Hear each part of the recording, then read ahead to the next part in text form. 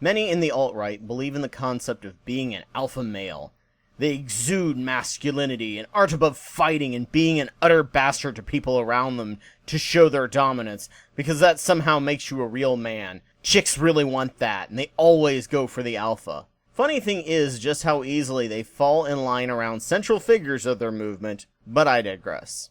They are basing everything they know about biology on old flawed wolf studies, where there was an alpha male leader, and there was a noticeable pecking order where the alpha got the most resources, and was the only one allowed to mate. The omega wolf was the one who got dumped on all the time by everyone, and had to be the class clown just to survive. To the alt-right, if you aren't an alpha, you might as well be an omega, because betas are just as bad or worse. Betas, according to them, are the guys who are often whipped by their women, earn enough money to attract them, but deep down, all women really want an alpha, but they're marrying the betas for their money. Well, funny thing about alpha wolves is that they straight up don't exist in any natural setting. All studies on wolves back in the day were done solely on captured wolves. Thanks to better tech and years of science research, this pecking order among wolves and people only really exists in situations similar to the US prison system, where hierarchies are naturally produced among humans, along with the US public school system.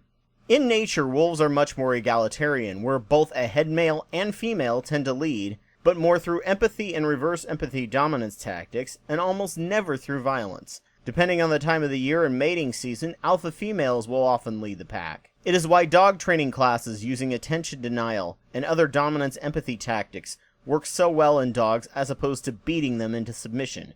If you want to know more about these tactics, check out my video, Training Your Inner Beast.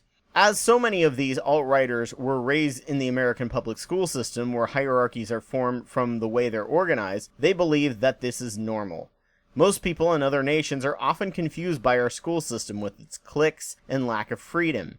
Many only have experience of high school, especially if you're a person on the internet, and therefore haven't realized that in adulthood, most of these hierarchical pack-based structures are not normal, and that people grow out of it, or should if they want to be fully functioning adults. In nature, the only true alpha males exist in harem-type structures such as gorillas and lions. They have a group of females that live under the male for protection and reproduction. They are usually about half the size of the male. If these creatures' alphas get defeated, the new alpha also kills the young sired by the other alpha to help the females go into heat faster and spread more of his genes, something wolves aren't prone to do. So if you're a real alpha male, make sure you go fight off their husbands and kill their kids and keep them in a harem, but you have to be on your guard, as other males will try and fight you and kill your children as well, because it makes women more fertile. Oh, just a note, compared to all species of primate, gorillas have the tiniest junk, as they don't need to compete in sex, as they make up for it in muscle. Chimps and bonobos, our closest cousins, don't have alpha males.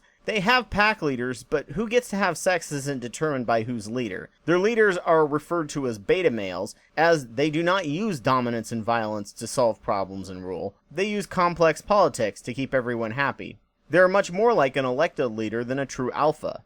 A good negotiator with a brain does so much more, and everyone in the end is more happy, because might doesn't make right, more group consensus does. Interestingly, baboons are sort of an in-between between gorillas and chimps and the bonobo system. Quite often there will be a bullying alpha who ends up getting old, and he has to spend the rest of his life being bullied because everyone remembers how he treated them. Well, if the alpha is fair and diplomatic, he gets to be treated just like any other member of the troop once he loses his status due to age, so not being the typical alpha has a long-term payoff. Also, there was a case where a troop of baboons found a garbage pit and there was poisoned food.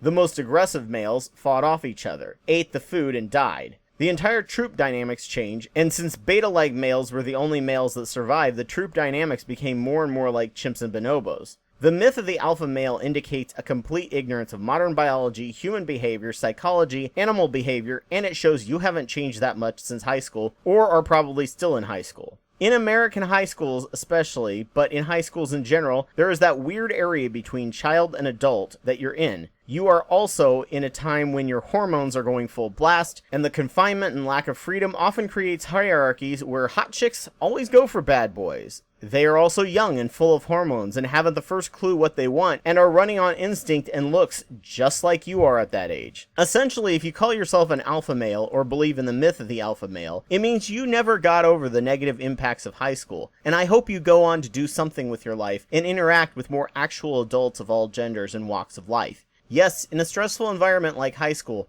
hot chicks do go for the alphas, but as you become more well-rounded adult and start dealing with more well-rounded adults who have grown beyond high school and aren't hung up on what could have been, no one in real society even resembles an alpha male. They just view you as an entitled asshole who never grew up. That's why I'm fully proud to be a beta male.